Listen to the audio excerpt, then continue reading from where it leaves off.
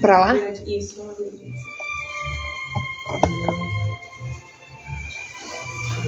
Boa tarde a todos. Então, hoje é um dia chuvoso, que a gente se prepara para mais um dia de estudo, né? Porque o clima ruim pode estar fora, mas dentro tem que estar iluminado, ensolarado, guarnecido, protegido, enfim. A gente sempre vê um bom tempo para poder estudar e para poder praticar.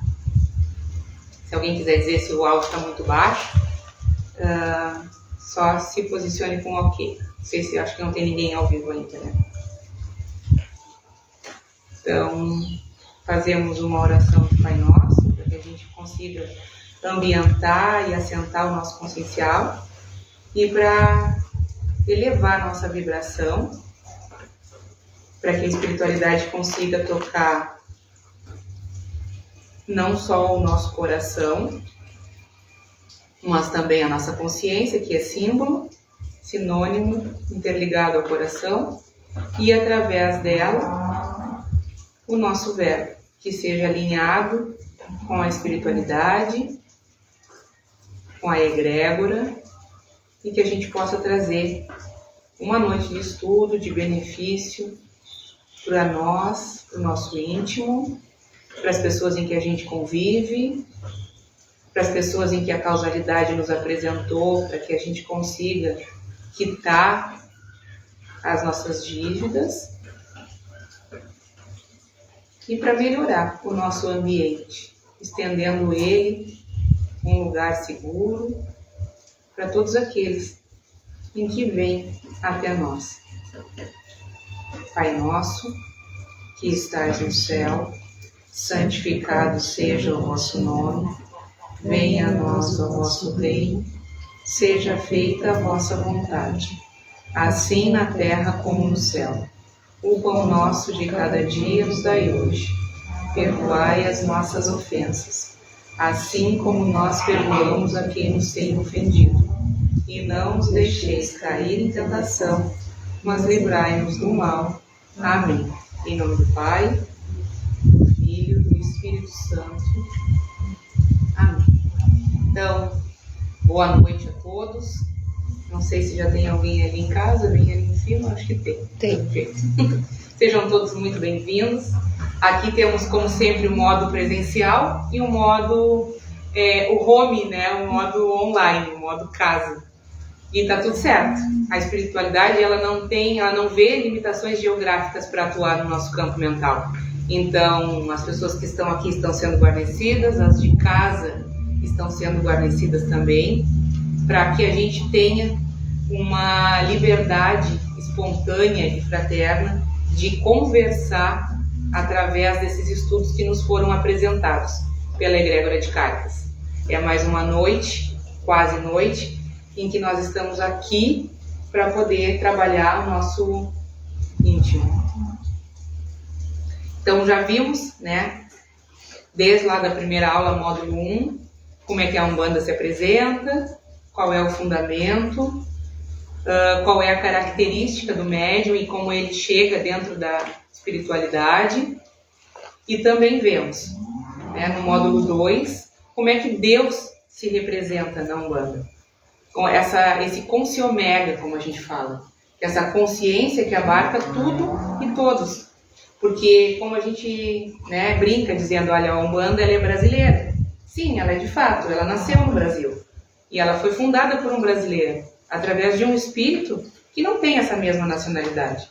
Então a gente pode dizer que a Umbanda é brasileira porque o registro dela foi em 15 de novembro de 1908. Mas a gente não pode nem dizer que ela é terráquea, porque ela é muito além disso tudo. Assim como os nossos mentores e guias, eles também não moram nessa mesma morada que nós. O mesmo coração, o mesmo nível de fraternidade. Se assim fosse, nós estaríamos hoje mentorando outros seres. E nós estamos aqui na condição de mentorados, para que a gente aprenda com a espiritualidade. E com essa religiosidade de Umbanda, essa condição, esse fundamento de amar o outro através de uma fraternidade. Vimos que Deus, então, abarca todas as coisas as muitas manifestações e que ele se representa através de uma individualidade, de uma característica, de uma qualidade, através dos muitos fenômenos naturais. Vemos a cachoeira, vemos o lago, vemos o dia ensolarado, vemos a brisa, vemos a chuva tocada com vento, vemos o vento do topo da montanha, vemos o lago que corre, que chega ao oceano, vemos o oceano, vemos a lua, vemos o halo que se forma em volta da lua, vemos o sol quando nasce, vemos o sol quando se põe. Tudo isso são consciências orixás. Tudo isso são consciências orixás. Independente da forma em que ele se apresenta, são consciências e manifestações puras em que a Umbanda vê como um determinado orixá. Quando a gente fala sobre Paiafefê, que é o vento da transformação, da ponta de uma montanha, do pico de uma montanha, a gente está falando de um orixá. Quando a gente fala de mãe, vamos dizer assim, de mãe Olossá, né? Falando de fé. Quando a gente fala de mãe Olossá, que corre margeada, que corre no rio, margeada, né? Até encontrar o mar na sua amplitude, na sua horizontalidade, a gente fala quanto a nossa fé ela é margeada, ela é restrita, ela é obstaculizada, e quanto mais a gente pode abranger, incluir todas essas manifestações, quando a gente de fato caminha, né, em relação a um mundo mais lúcido.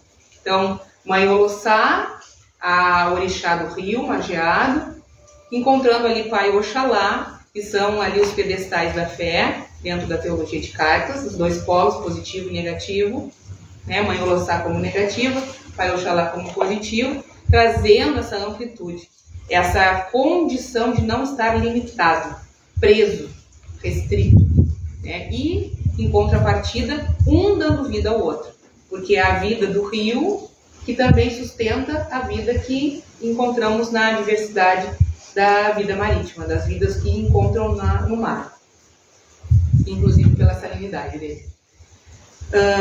Mãe Iemanjá, né, a orixá da geração, ali, gerando pessoas que manifestam Mãe Iemanjá, são pessoas que geram benefício, que trabalham gerando benefício para as pessoas, das milhões de formas em que a gente pode gerar benefício. Então, isso são consciências, né, individualizadas de Deus, de Olorum, que abarca todas as coisas. Como outras tribos, como outras comunidades veem, Tupã, né, que é o Deus deles, que inclusive dá indícios de que existe uma vida fora daquele mundo, da zona de conforto que é a aldeia. E aí a gente fala também de uma outra consciência que é Oxóssi, né, o caçador, o que anda com o arco e a flecha e vai arbitrando pela sua escolha condições mais favoráveis fora da sua zona de conforto.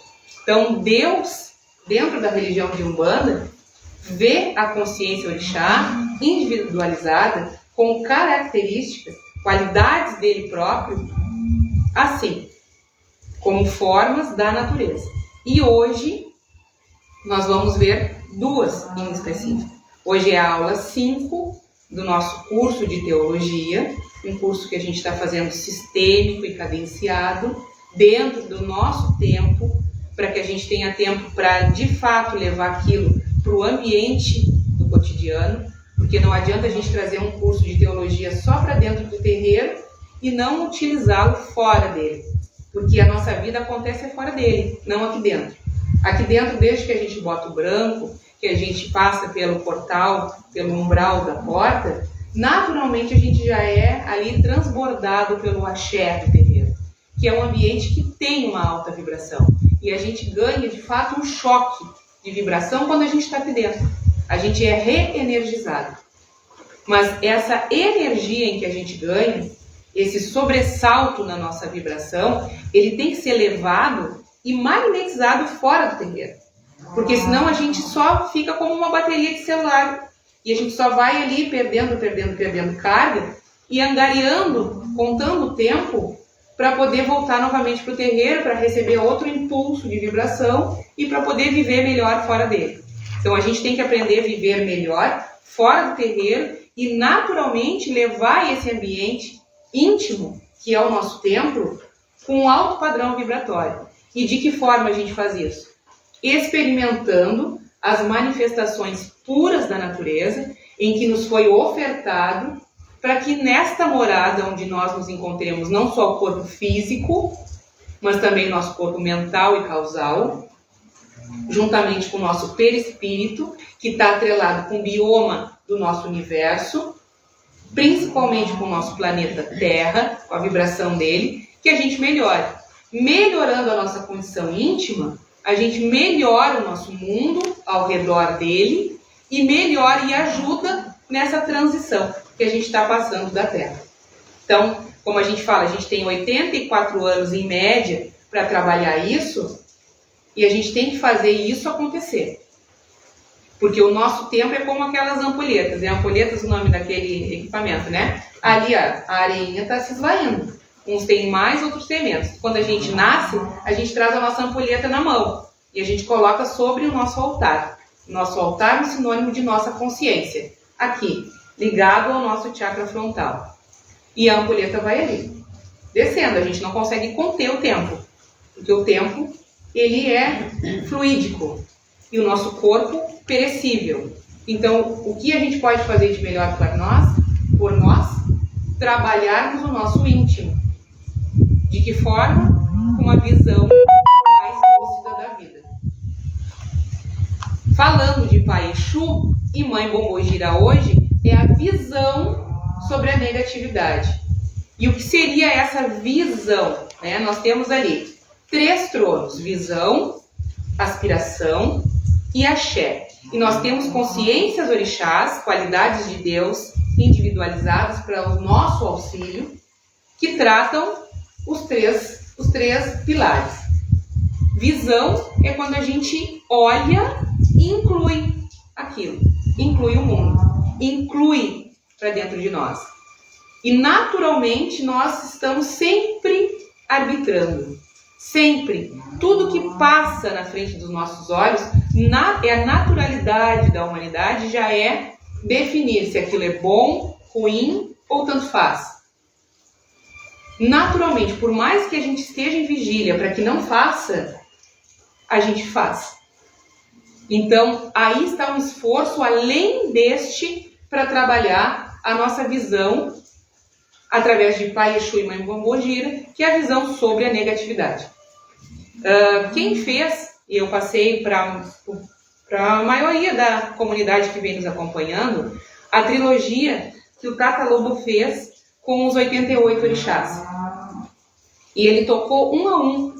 E foi muito bom essa série, porque ela trouxe uma visão muito simples e ao mesmo tempo complexa, porque é complexo cada uma dessas consciências em que a Caritas veio nos trazendo, mas de uma forma em que é fácil da gente aspirar no cotidiano, no dia a dia, sem termos tão técnicos como foi passado em versões anteriores. De fato, muito importantes, mas dessa forma, como cápsulas, né, de sabedoria e bondade espontâneas, homeopáticas.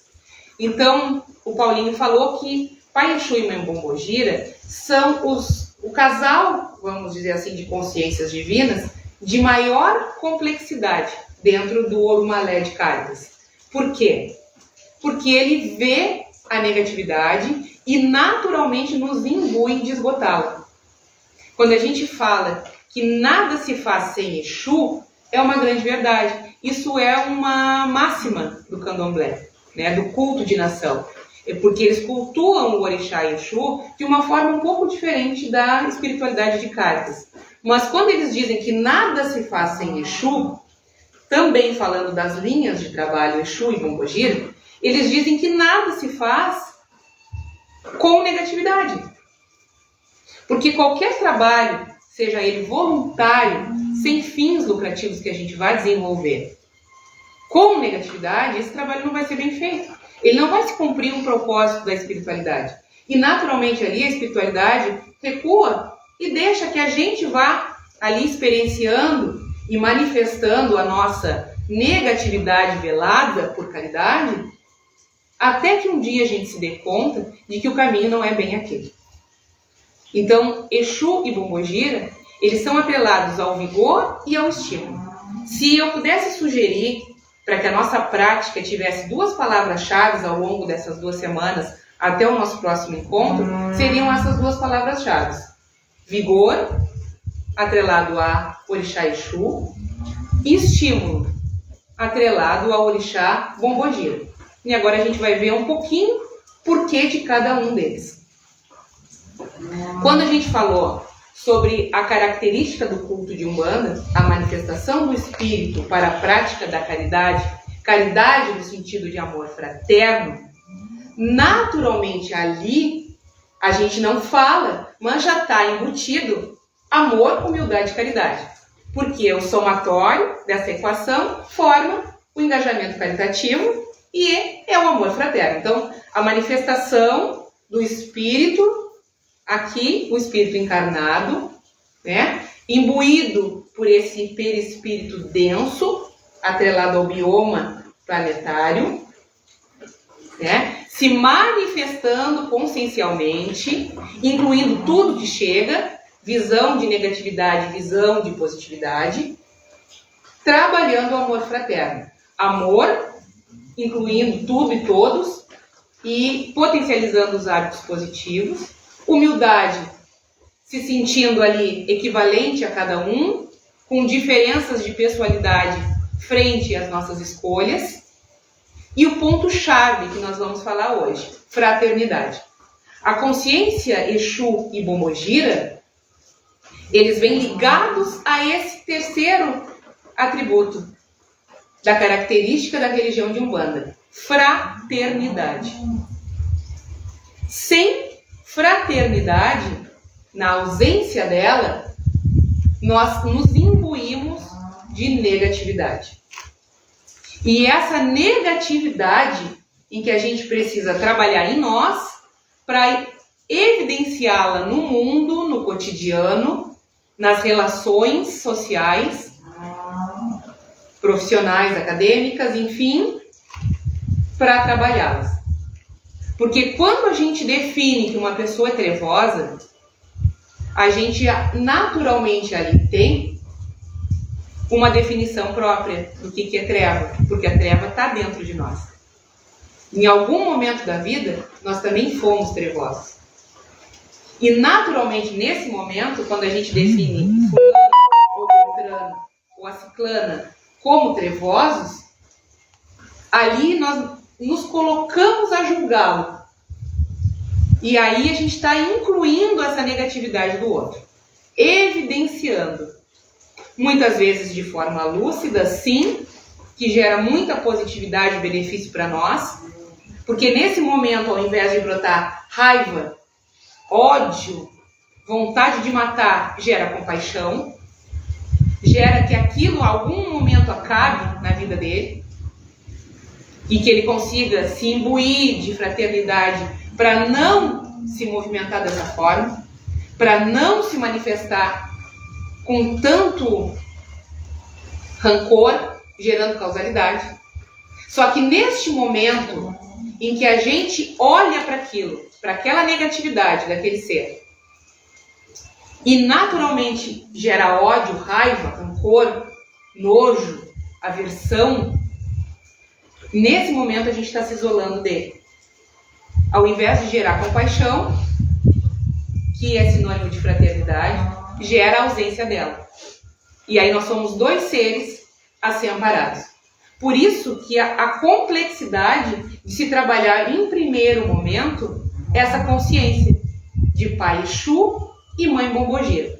Por isso que o Relicário de Amor deu a prioridade, pelas muitas vezes em que já passamos pela teologia, de começarmos de fato vendo todas essas consciências orixás. E não pegarmos outros âmbitos da teologia que de fato também são muito bons, complexos, mas sem essa visão apropriada, nossa e da comunidade que vem praticando, experienciando junto conosco, não tem como a gente avançar. Nem mesmo para as 4 etapas do caminho. Nem mesmo para os muitos mundos planetários. Nem mesmo para os ebós e AG1s. Não tem como. Se a gente não tiver essa visão apropriada do que é negativo, de como trabalhar a negatividade e de como experienciar isso na flor da pele, que é onde a gente está hoje.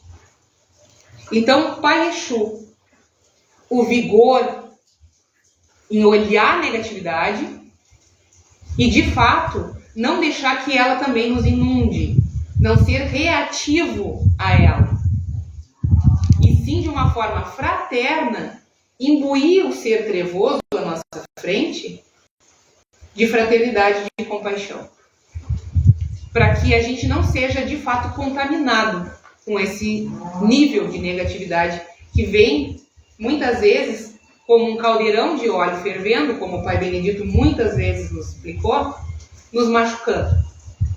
Quando a gente entende que a negatividade é como um caldeirão de óleo fervendo, e isso a gente já tocou várias vezes, ela é dentro da pessoa trevosa. E que uma gota que salta desse óleo fervendo e naturalmente nos machuca, é uma mágoa para nós. Mas é uma gota. O caldeirão de óleo fervendo está dentro dessa pessoa, ali, sendo alimentado pelo fogo, muitas vezes da própria vaidade íntima, que não quer sair daquela posição em que ela mesma se colocou. Então, visão sobre a negatividade começa com Pai Exu, através do vigor de nós mesmos incluirmos, olharmos, evidenciarmos essa negatividade e trabalhá-la para que ela não nos inunde, não nos transforme e não nos envenene. Quando a gente fala de bombogira, é o estímulo. Darmos estímulo para nós mesmos e para o outro, para que ele naturalmente seja transcendente, como já falamos aqui. A transcendência é deixar a pessoa fluir como um rio.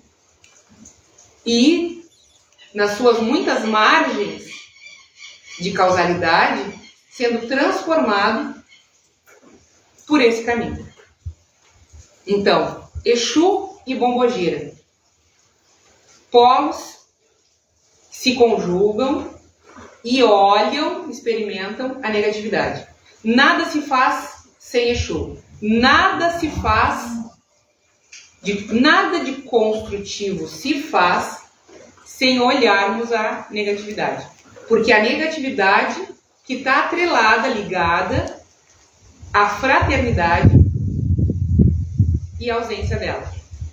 Quando a gente está sem fraternidade, quando a gente não manifesta a fraternidade, a gente não consegue fazer a caridade, porque a caridade é o engajamento caritativo, o amor fraterno, da união de amor, humildade, caridade e fraternidade.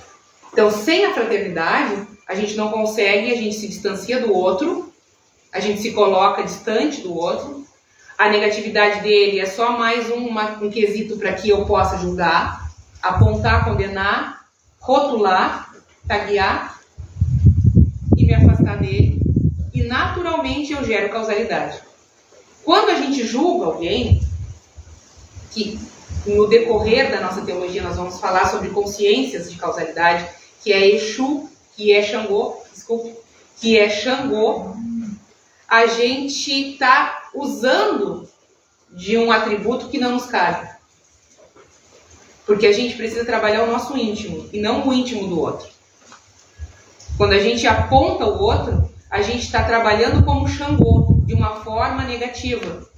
Um pseudo-Xangô, um pseudo-julgador. Sem a consciência divina, com a nossa consciência mundana. E quando a gente trabalha com Exu, a gente vê que a negatividade é dele, imbui ele, para que ele esgote, através do vigor, essa negatividade, estimula ele através da consciência de Mãe Bombogira, para que ele magnetize e vencendo essa causalidade negativa, e entrega para ele próprio, para a própria consciência dele que vai julgá-lo, as suas ações. Exu é assim. A prática do Orixá Exu que é muito bom da gente falar a partir de agora nos nossos encontros, é a manifestação do orixá.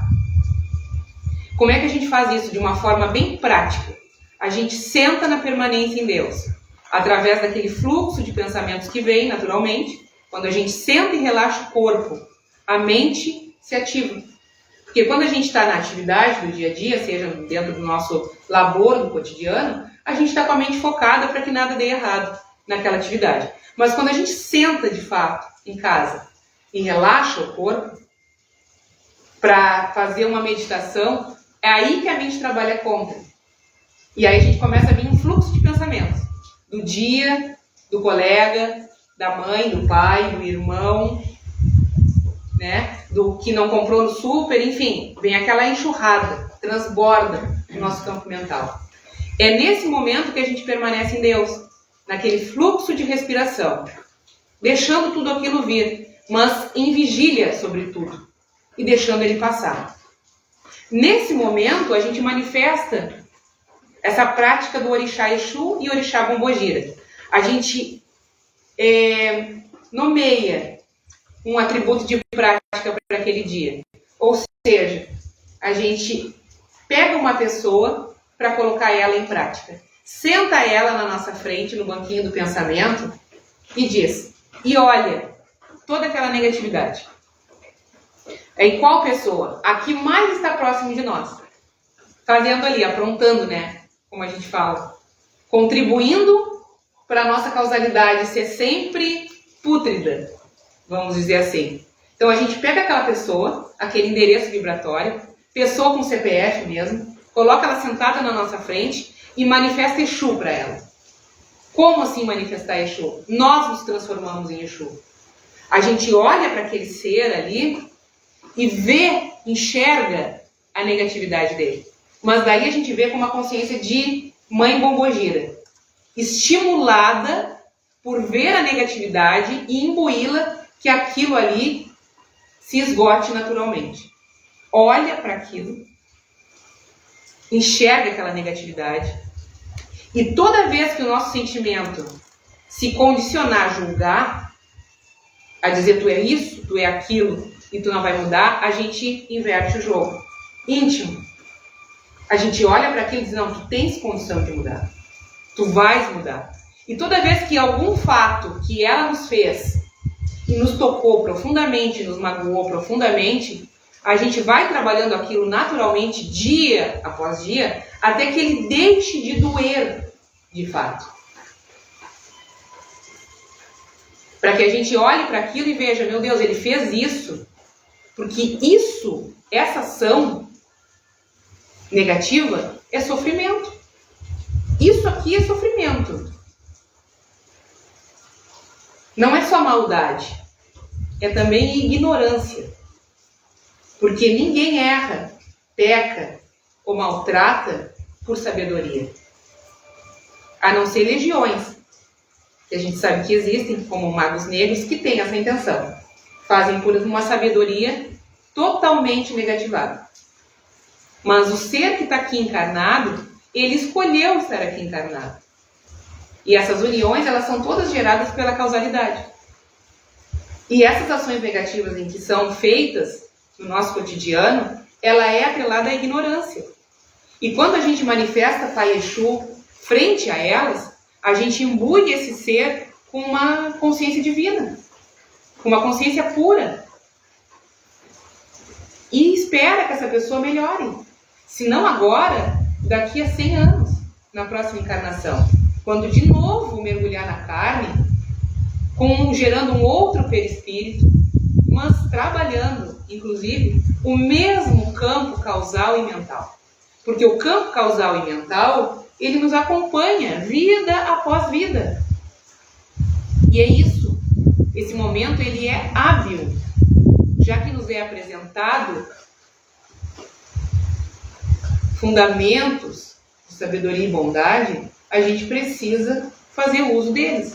Então, sentemos frente a essa pessoa, não de forma física, porque muitos deles não têm nem condição de convivência, mas de forma fraterna, consciencial. Porque se a gente pensar numa pessoa, essa pessoa está próxima de nós.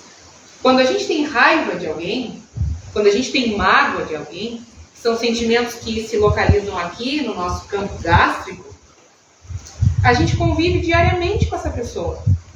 E a gente jamais se separa dela. Mais aprisionado fica. Mais aprisionado fica. E a gente não se separa dela. E a gente sabe que o aprisionamento, lá no seu último fluxo, ele gera aflição. Enquanto a transcendência gera o êxtase. Então, de fato, a gente precisa de uma vez por todas sentar, se reunir com essa pessoa de forma consciencial e se libertar dela. Porque existe ali uma liberdade dela se manifestar da forma que ela quiser, e eu também.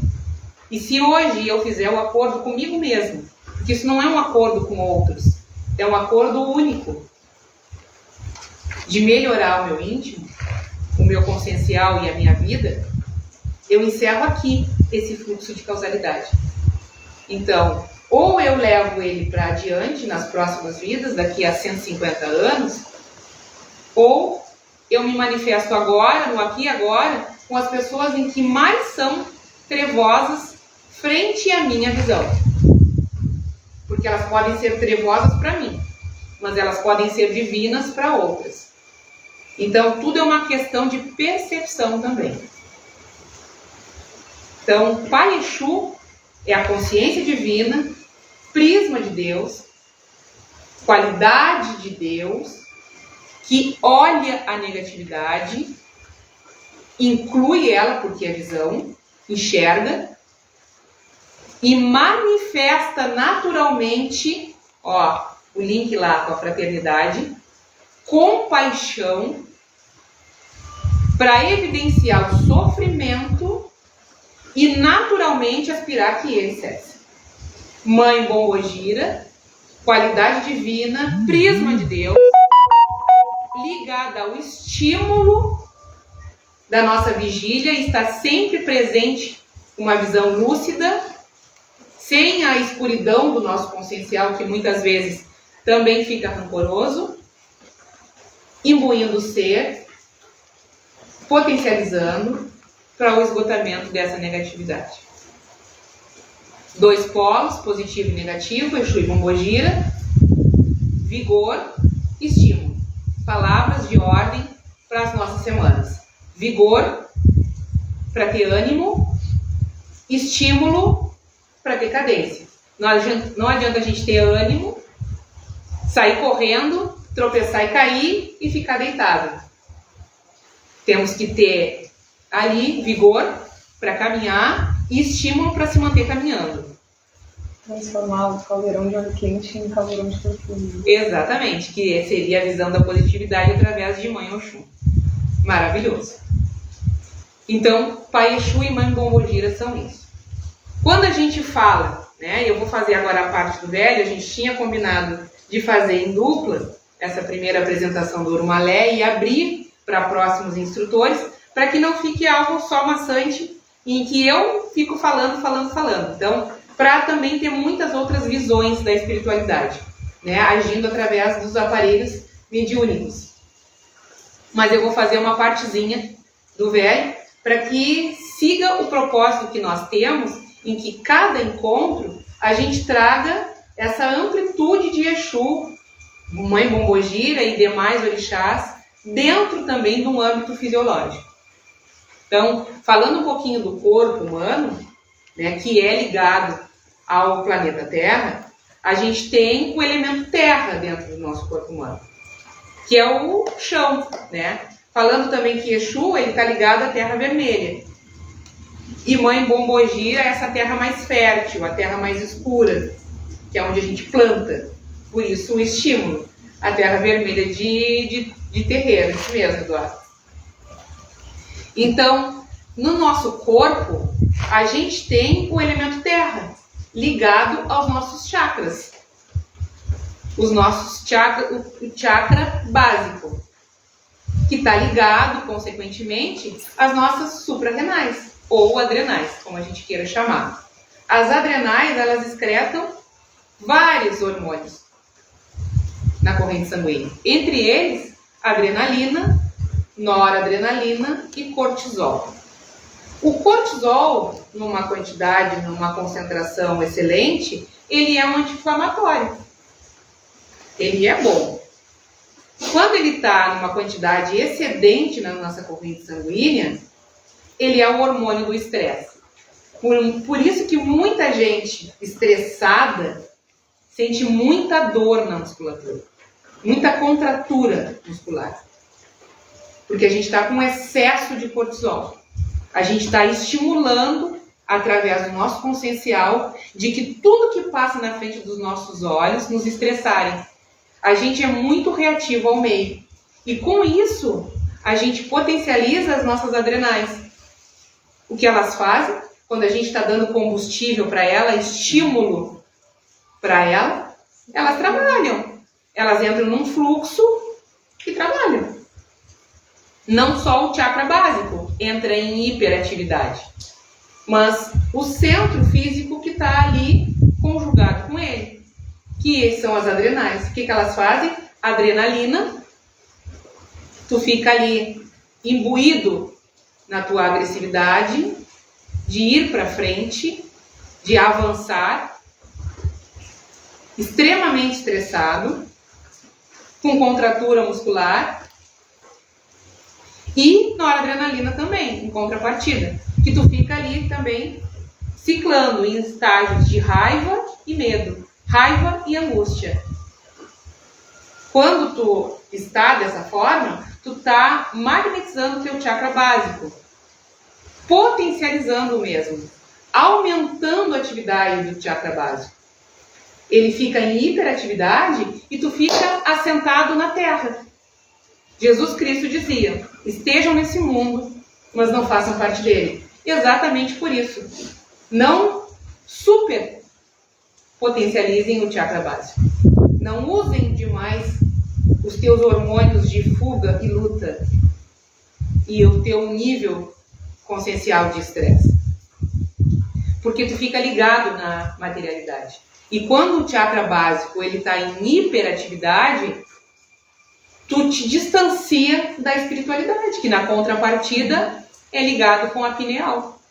São dois polos de ponta dos nossos pontos de força, que é o básico e a pineal.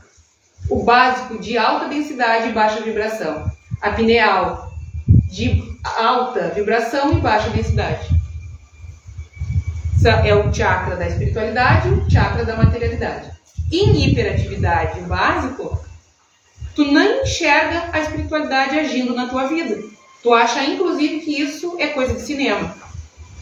Mas, em contrapartida, tu te atrela em tudo que é da materialidade. E tu queres reter o tempo. Lembra que quando a gente começou lá a nossa conversa, a gente falou que a gente nascia com a ampulheta na mão? Pois é, tu quer reter o tempo. Porque tu acha que tu é o dono do mundo, que a tua visão é a única que é apropriada, julga tudo e todos, te distancia das pessoas porque tu tá ali, tu não tá atrelado com a fraternidade, com a compaixão, tu te sente magoado frente a todos os movimentos na tua frente, tu leva tudo isso para um âmbito pessoal, tu vê que todas as manifestações, as coisas que, enfim, se movimentaram no teu cotidiano foi ligado a ti.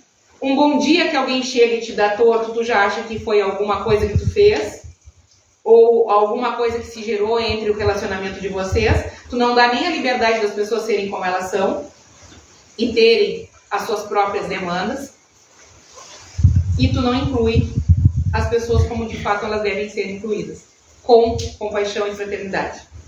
Então, o chakra básico, ele está ligado à materialidade.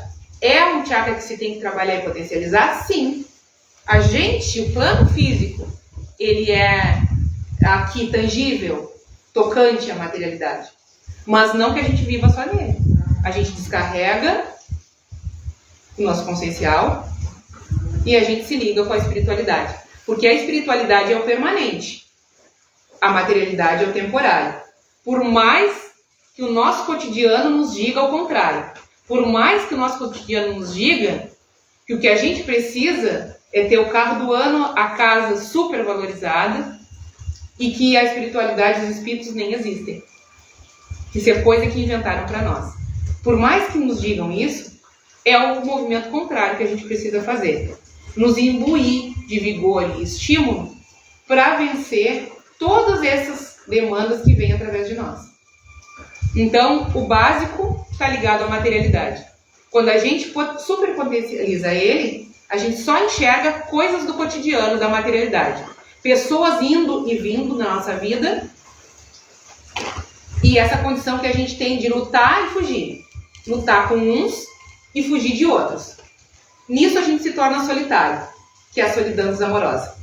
E nisso, ao invés de compaixão e fraternidade, engajamento caritativo, a gente gera aprisionamento, instabilidade, desarmonia e aflição.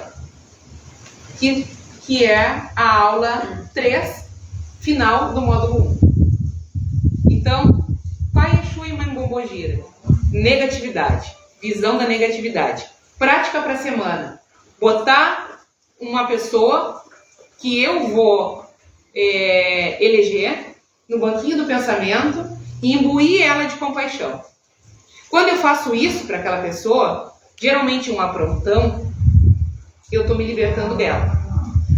Muito pelo contrário do vínculo que eu estou trazendo ela para o meu dia, para o meu consciencial, para a minha prática, nesse momento eu estou me libertando dela. Eu estou abrindo com a chave de Pai Exu, que é um elemento símbolo de Exu, a chave, eu estou abrindo as minhas algemas, que estão algemadas com ela. E assim eu liberto elas dessa minha condição viciada de olhar ela com negatividade. Porque a gente evidencia os vícios dela, que são os hábitos negativos. E o conjunto de hábitos negativos geram vícios, e o conjunto de vícios geram negatividade. Em contrapartida, o conjunto de hábitos positivos geram virtudes, e o conjunto de virtudes positividade. Então, eu vou trabalhar o conjunto, eu começo pelo zero, pelo ponto zero, pelo marco zero. Eu pego o conjunto de hábitos negativos, elejo também junto com ela um hábito negativo que ela tenha e que seja recorrente. Olho para aquilo e enxergo. Se aquilo é recorrente na vida dela, já virou um hábito, já virou um vício, já virou negatividade. Se gerou negatividade, naturalmente em mim, que estou manifestando uma consciência divina, um prisma de Deus, ou seja, sou Deus em mim, Deus comigo, ali, olhando para aquilo, gera compaixão. Perguntas até agora? A gente já bateu isso muitas vezes, então vocês são todos expertos nisso, não vai ter perguntas em casa. Yas, lê para nós se tem alguma pergunta de casa, alguma contribuição, não? Ih, tem um monte de aula, tem um monte de mensagem, coisa boa, hein? Pessoal aí assistindo junto. Mas é só notificação de que estão assistindo, sabe? Então para convidar tá a participar, tá. se quisesse. Elemento mineral. Pai Exu em âmbito mineral. Turmalina negra. Turmalina negra. Cadê a turmalina negra? Aqui. Turmalina negra. Quando a gente quer desmagnetizar o chakra básico, a gente usa a pedra de Exu, a turmalina negra, que tem, diferente do elemento vegetal, uma ação potente, duradoura e trabalha um ponto fixo. Ela está aqui como meu pingente, mas o meu chakra básico está sendo desmagnetizado por ela. Porque Exu, a gente evidencia ele na turmalina negra. Ou na granada também. Né? Então aqui, a pedra junto comigo, geralmente a gente usa como pingente, como uma pedra de anel, enfim, ou no bolso, se tu não quer usar um adereço, não pode usar um adereço, no bolso ela vai ter uma ação duradoura naquele ponto específico. Tá? Então, elemento mineral de Pai Exu. Turmalina negra ou granada, pedras escuras. absorvedoras, porque o chakra básico, ele é um chakra absorvedor. Ação duradoura em ponto específico. Ah, mas eu usei uma semana, usei um dia, minha pedra ela quebrou. Ótimo, show. Ela quebrou. Por que ela quebrou? Porque ela cumpriu com o propósito dela. Ela absorveu a energia que estava do nosso consciencial ou do âmbito da nossa convivência, que ia vir para nós, para o nosso campo físico, e ela quebrou. Da mesma forma que a gente usa no terreiro o azeviche, que é uma pedra, uma madeira preta, a verdadeira, né? A gente quebra e vê aqui dentro, ela é preta, e ela é uma madeira que nos protege das camadas, das muitas camadas de Egum que vem até, né, sendo ali atrelados, absorvidos pelos médiuns da espiritualidade, que estão na materialidade. Elemento vegetal, não peguei lá, mas falo. Elemento vegetal de Pai Exu. Arruda macho. Aquela parte, aquela folhinha que ela tem já uma morfologia de falo. Ela tem uma morfologia de falo, né? Ali, a genitália masculina. Arruda macho, que também é um símbolo de Exu. Não voltado para a sexualidade. O falo, ele não é voltado para a sexualidade. Essa é uma visão mundana. O falo, ele é voltado ao vigor. Porque é através do falo em que a gente consegue se conjugar com o elemento feminino e aí se forma a vida. Então ele é sagrado. O falo é sagrado. A gente, para uma visão mundana e obstaculizada, que traz o falo para uma visão sexual, né? Um atributo sexual, marginalizado. Mas não. Então o arruda macho é o elemento vegetal de Pai Exu. Ele, diferente do elemento mineral, ele tem uma ação mais uniforme na nossa fisiologia. Ele lava o nosso campo etérico pelo campo etérico que existe no arruda macho. Só que a ação dele, diferente do elemento mineral, ao invés de ser duradoura, ele é curta. Ele é mais fluídica. Ele é de menos duração. Ele é mais, existe uma velocidade maior ali do que o elemento mineral. Ele tem 48 horas decrescidas de durabilidade. Então, se eu quero também harmonizar o meu chakra básico, eu tomo um banho de arruda macho, do topo da coroa até os pés. Depois do meu banho higiênico, eu deixo ali dentro do banheiro mesmo, recebendo aquele vapor, ajudando a erva a soltar o seu campo etérico, e me lavo com essa erva. 48 horas eu estou harmonizando não só o meu campo mental, mas o campo mental que estimula o chakra básico. Né? Então, estou ali trabalhando o meu cortisol, trabalhando a minha adrenalina e a minha noradrenalina. Né? A minha condição natural de fuga e luta. Então, elemento mineral, turmalina negra. Elemento vegetal, arruda macho. Como é que eu vou distinguir? O arruda fêmea, a folha dele é mais arredondada. Senti até o cheiro da arruda agora. Eu juro que eu senti. Isso aí a espiritualidade nos imita, porque eu esqueci. Bem forte. Não tem, não. Senti bem forte. Eu também senti. Entendeu? Olha aí, ó, é a espiritualidade agindo.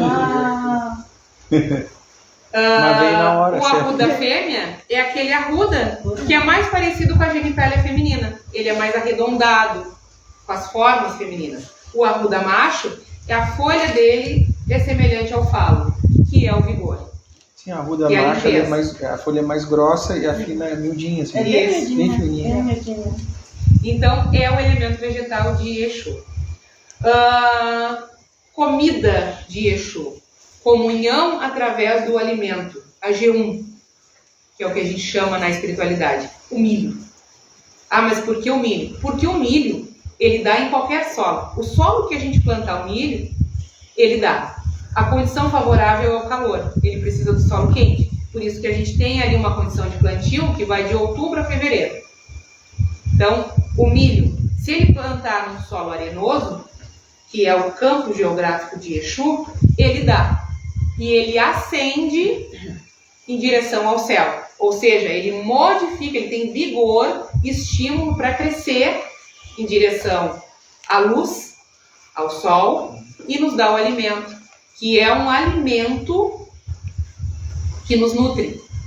Porque lá na antiga África, eles usam muito os cereais para alimentação também. E o milho, quando os negros vieram cativos para cá, eles trouxeram muito esses grãos e eles se alimentavam nas senzalas no final da noite, cantando e imbuindo o cereal para trazer nutrição não só para o corpo, mas também para a alma. Nós fizemos aqui, não sei se o pessoal consegue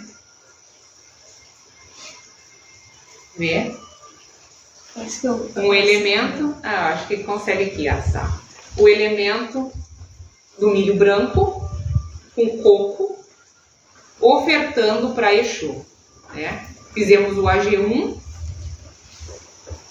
porque no final do trabalho a gente vai fazer uma prática de ectoplasmia e cada um de nós vai comungar com a comida de Exu, com a comida que está dentro do terreiro, a comida sacralizada, sacra. Um exemplo de ebó e AG1, que já me perguntaram essa semana, e é muito bom da gente sempre comentar.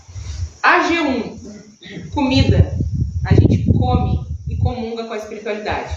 Não é uma comida em que a gente come para matar a fome do corpo, a gente come para matar a fome do espírito. Tá? Ebó, a gente oferece pedindo bênção. Então, na mesa nós temos um AG1, mas também nós temos um ebó. Aqui, na imagem ali, né, que é um portal. Aqui não sei se pega. A imagem é um portal, porque o nosso olho inclui essa imagem como de sabedoria e bondade, através da espiritualidade dos pretos velhos. E o ebó de preto velho é o café preto, que também gera estímulo. Então, ele também foi trazido para que a gente dê um exemplo de ebó. Eu ofertei esse café, né, que também é um cereal moído e passado, para poder pedir bênção para a espiritualidade que nos imbua de sabedoria através da linha dos pretos velhos, para que a gente consiga ter uma visão mais lúcida, mais desimpedida e que consiga falar, ter um verbo mais alinhado com a espiritualidade para trazer e gerar benefício para todos aqueles que estão aqui presentes, de forma presencial ou à distância. Então, falamos da morfologia do corpo, falamos do elemento mineral, falamos do elemento vegetal, falamos do campo físico onde Exu atua, falamos da consciência divina, que é de fato a teologia, que é o de fato vai transformar a nossa vida, e faltou falar do nosso evangelho. Porque dentro, as consciências orixás, elas estão dentro do evangelho. Jesus, que é o espírito puro que pisou nessa terra, trouxe e se manifestou como muitas consciências orixás. E aí nós escolhemos hoje falar sobre uma determinada passagem do evangelho que vê a visão da negatividade, as circunstâncias do dia a dia e nos imbui de sabedoria e estímulo para vencer as nossas causalidades. Então eu vou convidar o nosso evangelista que está aqui hoje presente. O outro evangelista deve estar de modo presencial lá de casa. Se quiser ajudar também, dando suporte aí, colocando o seu entendimento nas mensagens, fique à vontade. Pode ler, Rodrigo. Sim. Queres virar, queres passar para cá? Você está aqui? Eu posso ler daqui, então, hoje a passagem do Evangelho é Mateus 14, de 28 a 31. Senhor, disse Pedro, se és tu, manda-me ir ao teu encontro sobre as águas. Venha, respondeu ele. Então Pedro saiu do barco, andou sobre as águas e foi em direção a Jesus.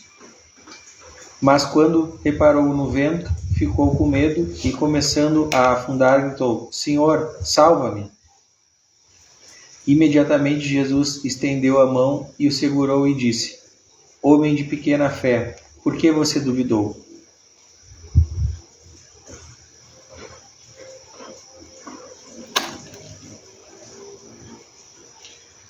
Bom, esse trecho do Evangelho aqui, ele me remete assim muito claramente ao conceito de fé, né? Que evidentemente a gente vai ter situações na vida como um vento, né? Que pode ser um vento ou não, que te tira do foco e tu afunda, mas tendo fé, confiando, né? Porque significado de fé é a confiança plena, né? Tu não vai afundar. Então, para mim, é isso, né? Essa passagem reflete o significado de fé, que é confiar absolutamente. Ótimo, Rodrigo. Yas, tu entende assim dessa passagem? O que isso te traz pro teu... Eu penso da mesma forma como o Rodrigo colocou, né? O mar também remete a essa materialidade que a gente está imerso e é uma condição necessária para que a gente consiga ter as experiências que a gente precisa, para ter os aprendizados que a gente precisa e expurgar toda a negatividade que nós temos. E as circunstâncias vão aparecer, esse vento, né, que vem, eles são as circunstâncias que vão vir na nossa vida para a gente conseguir transpor essas barreiras e seguir caminhando. Então, se a gente tem Cristo, não só como uma imagem dentro de um terreiro, mas como realmente o guia, o nosso governador planetário, quem nos rege, quem nos traz o exemplo, se a nossa confiança está firme, a nossa fé está inabalável, a gente não vai afundar. A gente vai ver que isso tudo faz parte da nossa caminhada. E a gente vai passar por essas barreiras e, tudo dando certo, além delas a gente ainda vai conseguir engajar na caridade, né? Que é, de fato, perceber que independente do que nos acontece, juntos, um fazendo bem para o outro, um segurando a mão do outro, a gente também vai mais longe. Então, não é porque a gente veste o branco que a gente está fora disso. Pelo contrário, a gente veste o branco para conseguir lutar em conjunto e com mais material, mais substrato de prática, né? Enquanto tu falava, eu ainda pensei que semana passada eu tive uma conversa com uma amiga e ela me dizia: mas como eu faço isso? Porque a gente ouve todo o evangelho e ouve tudo que a gente conversa aqui, e a pergunta que sempre vem é: tá, mas como eu levo isso pro meu dia a dia, né? Mas a prática formal, isso da gente sentar, da gente ler, da gente discutir em conjunto, a gente consegue levar essa formalidade para dentro da prática informal da nossa vida, do nosso dia a dia, e pouco a pouco a gente vai conseguindo melhorar. Então, é muito bom comungar com você. Obrigada. Da mesma forma. Não é mérito nenhum nosso de estar aqui hoje. Provavelmente são as pessoas que mais precisam dessa consciência nesse momento. Então não é mérito, né? Quer dizer, é mérito de uma forma, mas não é nenhuma questão de que a gente é melhor do que ninguém. Na verdade, talvez a gente seja os que mais precisam estar aqui hoje nesse momento. E nos deslocamos através dos nossos estímulos para chegar até aqui. Vera, o que essa passagem de Jesus amparando Pedro e Pedro pedindo o auxílio de Jesus te remete? Pode ser uma palavra. Uma palavra? Fé. Fé. Fé. Tem que ter fé. Tata Soares, queria te ouvir. Não, agora eu estava pensando no que a Vera falou, né? Parece que está repetindo. Os outros já falaram, mas é isso aí mesmo, né? Ela já resumiu numa palavra. É fé, que nem a Yasmin falou. tem que confiar, acreditar cegamente, que a gente fala, né? Mundanamente se fala, porque se não acreditar, não vai conseguir. E para resumir, foi que nem eu falou, uma palavra é fé. Que a gente não entende o que é fé, por ser tão fácil, se torna difícil. Tem simplesmente que acreditar. Tem gente que diz que acredita, mas não acredita realmente, só fala que acredita. Eu acho que é isso. Exatamente. Essa passagem ela é muito complexa, né? Porque a gente lê o Evangelho, ela conta, ela narra uma história muito pontual ali, só que a gente tem que ver por as entrelinhas do Evangelho. O que isso quer nos dizer? Então, essa passagem ela vem nos dizendo assim, que Jesus se retirou das multidões e foi comungar com ele próprio. Olha, um espírito puro, ele foi comungar com Deus através da sua própria consciência, da sua união perfeita com a divindade. E os discípulos, que eram homens comuns, né, como nós, imbuídos de negatividade e de obstaculidade, foram pescar. E o mar começou a se movimentar de forma violenta e açoitar o barco. O mar é um sinônimo da materialidade, né? O barco é um sinônimo de zona de conforto. Estavam todos ali numa zona de conforto. Quando a gente forma muitos grupinhos em que não gera benefício. E todos nós já tivemos inseridos em grupinhos assim, né? Não sejamos assim hipócritas. Todos nós já fizemos parte de um grupo que não gerava tanto benefício assim, que a circunstância nos levavam de um lado para o outro, como um barco sendo açoitado pelo mar. Quando eles viram um espírito se aproximar do barco, e esse barco estava em alto mar, ou seja, não tinha acesso por vias de terra, eles se assustaram. E Pedro gritou, achando que era um espírito, um fantasma. Muitas vezes, nós também somos assolados pelos nossos fantasmas. Quem são os nossos fantasmas? Aqueles que estão conosco na nossa zona de conforto, em que a gente não quer mexer no nosso íntimo, negativo, escuro, encortinado, empoeirado muitas vezes, como aquela gaveta que a gente estoca coisas. E aí o que a gente faz? A gente se assusta muitas vezes que um gatilho é disparado por uma situação adversa que acontece no nosso cotidiano. E Pedro gritou. Quando ele viu que era Jesus, ele pediu: Senhor, se és tu, me chama que eu vou.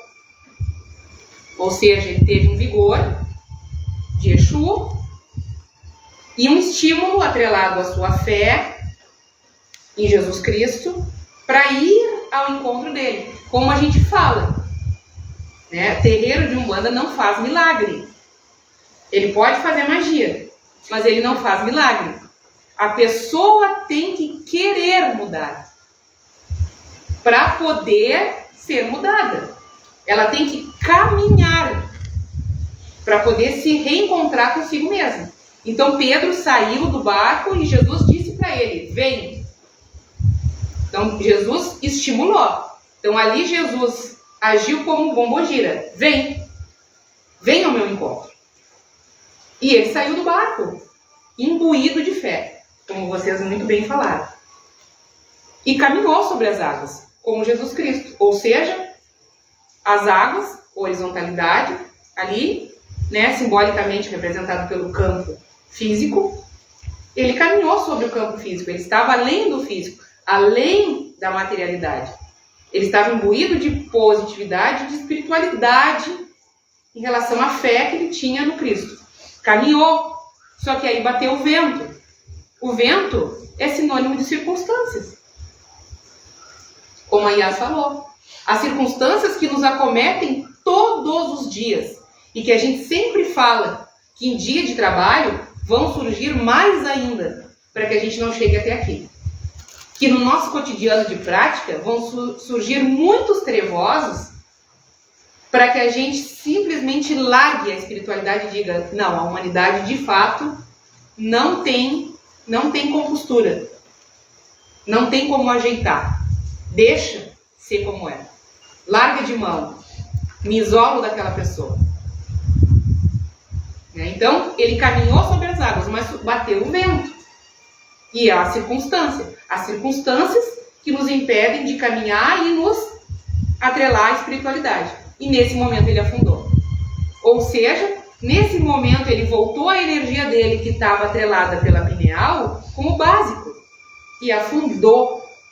De fato, fugiu do propósito dele. Jogou uma condição de adrenalina na corrente sanguínea do Pedro e o Pedro afundou pela circunstância que estava ali. Surgiu o quê? O medo. O medo é uma característica do chakra básico. Porque é o medo que nos conferia, lá enquanto éramos homo sapiens, a condição de sobrevivência. Porque se fôssemos destemidos, naturalmente iríamos ser extintos pelo nosso predador natural, né? Que eram os animais que conviviam com os sapiens. Então foi isso que nos deu ainda a condição de evolução. Evolução numa forma morfológica. Então, quando ele bateu o vento, as circunstâncias, ele se intimidou e, pum, afundou. Quando bate o vento no nosso cotidiano, que são as circunstâncias que nos impedem de caminhar e nos obstaculizam, o que a gente faz? A gente se atrela à materialidade, ao invés de ir mais além. E ele afundou. E ele pediu socorro. Porque quando nós estamos em sofrimento, o que a gente faz? A gente pede socorro. De que forma? Muitas vezes gritando. Porque quem é bombeiro, ou quem é salva-vidas, sabe o quão é difícil salvar um afogado. Inclusive, a gente precisa imobilizá-lo para poder salvar a vida dele. Porque senão ele nos leva junto para o fundo do mar. No campo espiritual, consciencial e emocional, é da mesma forma. O que acontece? O que aconteceu nesse momento? Cristo imobilizou Pedro através do verbo. Homem de pouca fé, como vocês muito bem mencionaram. A fé tinha que estar presente e não estava. O elemento fé que falhou naquele momento, que era o combustível daquela caminhada. E aí o que aconteceu? Ele imbuiu Pedro de vigor, chamou ele pelo verbo, homem de pouca fé, e puxou ele. Salvou. Então, essa passagem do Evangelho, ela é muito complexa, nas entrelinhas dela, para a gente trazer para o nosso cotidiano. De quantas vezes a gente está no meio do oceano, dentro do nosso barquinho, nos nossos núcleos de convivência que não geram benefício, muitas vezes. E quando a gente se estimula a sair dele, a gente é banido pelas circunstâncias de nos impedir. De impedir de chegar até o terreiro, de impedir de chegar até um hospital para fazer uma oração no doente, de impedir de ir a uma comunidade que precisa lá levar um sacolão, ou uma roupa, um donativo de agasalho. Nos impedir muitas vezes de falar, de dar um verbo para um irmão que está precisando de ajuda. Muitas vezes um verbo que venha lá com uma característica ostensiva de dar uma boa chamada para poder trazer para a realidade. E também através da visão da negatividade, que a gente volta lá fechando o ciclo da nossa noite de estudo, né? O estímulo de olhar a negatividade do outro. E não nos afundarmos na nossa própria materialidade, que é o nosso chakra básico. Então, trouxemos aí, né, essa passagem do Evangelho, fechando a nossa noite de estudo. E só mais um complemento, Jaque. Da gente ter claro também que quanto maior for a dificuldade, maior a força contrária a ela a gente tem que fazer. Mais um passo a gente tem que dar, sabe? Mais pra frente em relação à caridade a gente tem que se movimentar. Exatamente. Porque as circunstâncias sempre vão existir. Senão a gente sempre vai estar colocando uma desculpa, algo à frente, para não fazer o que precisa ser feito. Exatamente. A gente, como Pedro, vai tentar sempre caminhar. Sim, porque essa é a nossa condição natural. Sim, e todas as vezes que afundar, fazer mais esse movimento de mais prece, mais estudo, mais ajudar o outro. Né? Porque afundar, a gente... Afunda sempre. A gente afunda todo vezes no dia. Sim. Muitas vezes a gente ajuda, mas o que a gente faz quando a gente afunda? Claro. Jesus, me ajuda! Sim. E estica a mão. E Jesus está sempre aqui presente. Porque ele nunca foi para ter que voltar. Jesus está aqui presente, sempre esteve. Em corpo fluídico, ao nosso alcance. É só esticar a mão e ele vai nos puxar. Através da oração, como o Rodrigo falou. Que é onde eleva o nosso padrão vibratório. A gente tira a energia do básico através da oração e leva para o frontal e a pineal. Para o frontal e coronário, hipófise e pineal. Então a gente eleva o nosso padrão vibratório. Mais alguma contribuição? Pessoal lá de casa? Alguma contribuição? Não sei se o Lucas estava presente, se ele deixou alguma coisa escrita. Não.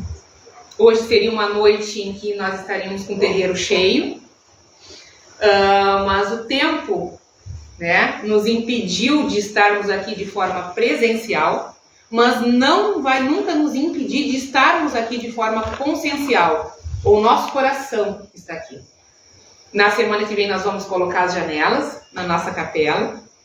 E em seguida nós vamos ter a porta e aí nós já vamos estar fechadinhos aqui. Então pode vir o tempo que vier, nós vamos ter aqui o nosso barco sem estar açoitado pelas ondas do mar violento. E eu desejo a todos uma boa noite, que todos estejam dentro das suas capelas, dos seus templos íntimos e que os seus corações estejam aquecidos. E que seus verbos também estejam sempre alinhados pelo Evangelho, por Cristo e por todos os seus discípulos, nas formas diversas de manifestações em que são. Os apóstolos eram 12, os discípulos eram muitos, e todos nós juntos somos um só.